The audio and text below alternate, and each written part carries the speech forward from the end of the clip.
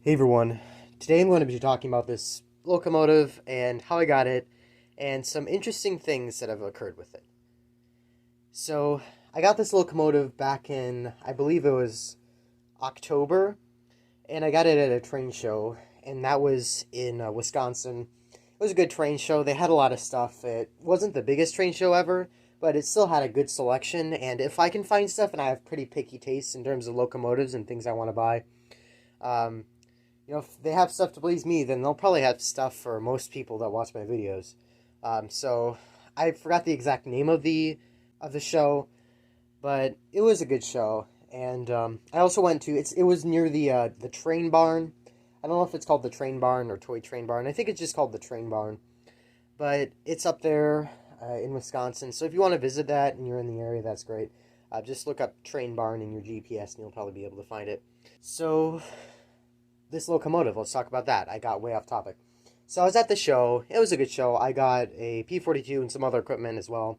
A wind-up Marks train and an HO Amtrak set. And I got good deals on them. Typical train show stuff. But one thing was, this is actually the first purchase I made. I was just looking through the aisles of stuff, and there was one vendor that was, selling things for an outrageously cheap price.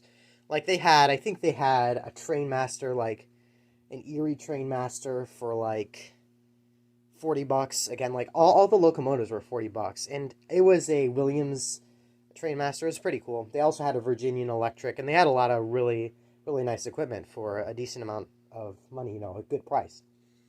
So I saw, this is what caught my eye. It was not in this condition. I won't spoil it, but it was in the same paint scheme, just a different paint job. So I spotted that under some bubble wrap, and I thought, I have to have that no matter what.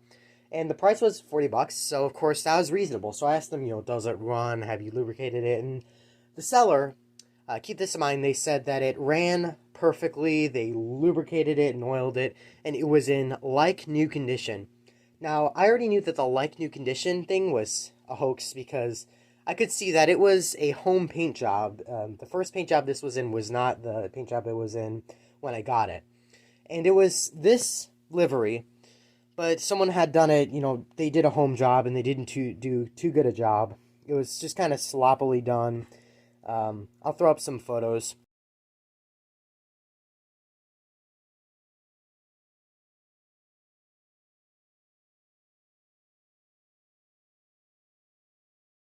You can see they definitely did not take their time or effort, or maybe they did, but they were just a beginner. But it didn't look like they really cared when they did it. And of course, around the back, I might have photos of this, but you know, you'll see. It was just, they didn't even care, really. So I noticed some of the, iffy paint job on there, but I didn't care. Still an F40PH for $40. So I still, put in the $40. I asked, does it have a horn? They said, we don't know. And I didn't test it, which was my first problem. But I'm kind of glad I didn't because maybe I would have returned it if I knew what the problems were. So I brought it home with the rest of the stuff from the train show. And of course, this was the first thing I put on the track because I've always wanted an F40PH. After taking it off the bubble wrap, I noticed just how bad the paint job was. And you've seen the photos. So I put it on the track, tested it, and it did not run. It was making noise. It actually made more noise than I thought it did. It had a horn. It had a bell. They don't sound too great, but I'll play them for you in a bit. Um, but it had all the, features. And then I went to, go into neutral and see if I could go forward reverse. It was in forward, but it wasn't moving forward, to be honest. So apparently, I'll get one of these here. This is one of the original trucks. Someone managed to finagle off the main sort of gear that was connecting these two off the truck. And that made it freewheeling, so it was basically a dummy. And the motors ran fine. They were good motors. But the trucks, they were missing that one gear in both of them. So I thought, okay, that's kind of a bummer. I was a bit disappointed because I'm thinking back to what the people said at the train show. They said that everything ran fine. They lubricated it and it worked fine, which is a lie. What what I'm thinking is, since they were, selling these all for really cheap prices, I think that they didn't know anything about trains, and they just had a relative, probably an older relative, that had trains and they died or something, so they ended up having to sell them. And since they didn't know anything, they just, sold them, told people that they worked, which is not an honest thing. I mean, I get that they're trying to move them, and for 40 bucks, in any condition, who's going to argue for this kind of locomotive, which is definitely hard to come by. But people should be honest. Like, I mean, especially on eBay, the people in there, there's a lot of, there's a lot of good sellers, but then there's a lot of dirty cheats and liars. And especially when you're just trying to buy stuff, like just trying to have an honest time buying stuff, have an honest exchange, it's not fun. It's definitely not fun to get something you didn't expect, like a problem you didn't expect. So, continuing on, I thought, I'm going to have to order more gears. And first of all, the MTH website is rather comprehensive, actually, in a lot of cases, but in more cases with older equipment, it's not. So you have to scroll down, tons of different variations of different locomotives. I eventually was able to order them, but I thought, it's just going to be a couple bucks, including shipping just for the gears. But they're not selling just the gears. You have to buy the entire sort of truck core assembly here, which is 35 bucks each, which is not the best deal, but I get that they're trying to make money, so of course not. So I needed 2 of those, which set me back 70 bucks. So it turns out, instead of a 40 bucks engine, I got a 110 buck engine. And that's 110 bucks. It's still a good deal, but considering I had to do all the work, it didn't break the deal, but it just wasn't pleasant. So then what I did was I looked at the cosmetics a little more, and I ended up removing the original face 3 stripes. They were just, decaled on there. And the thing is, I could just scrape it off with my fingernail. And I started to notice some graphics underneath that. And once you get that off of the livery, there's not really any separation between the coat of paint that they use, the thin coat of silver paint that blocked off the other livery. And I could see an M right here. I think it was right there. I thought, was this a Metro locomotive before? And then I looked at more of the livery. The font wasn't correct for the Metro logo, and there was also an M up here. Metro locomotives don't have an M up there. So then I continued thinking, and then I saw there's the rest of the word there.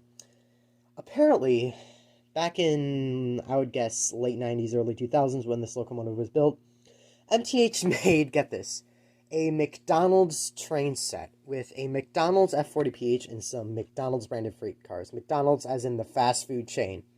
I'll put some pictures up. That's just the weirdest part. Like, this locomotive just has a lot of interesting things. That's going to be the title of this video, the most interesting locomotive I own. Now, next thing I did was, of course, after the parts came, I made sure everything worked mechanically, and luckily nothing broke. This locomotive originally came with just one light.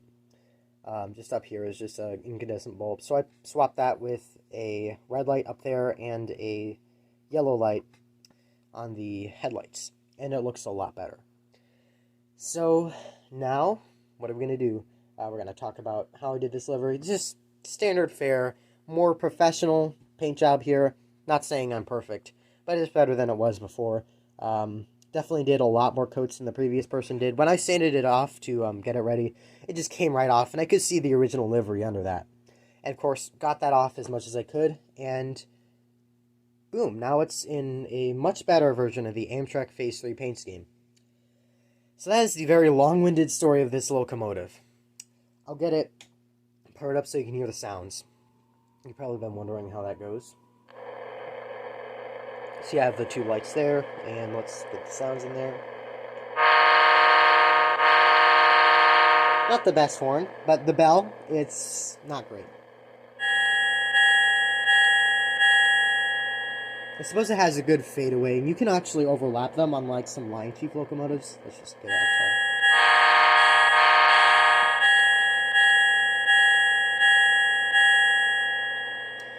try. And let's just give this thing a bit of a crawl.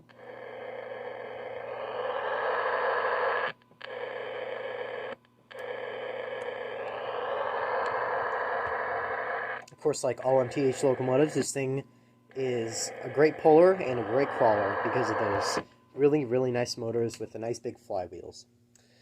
Alright, I guess that's the end of this video. This is probably about my longest video by far, but I hope that you stick through it. Of course, if you're at the end, then you did, or maybe you just skip through the video. But it's an interesting story, and I just thought I'd share it. So thanks for watching, and just remember, in terms of model trains, things you want don't come easy, especially in terms of Amtrak F40PHs. So, see ya. Bye.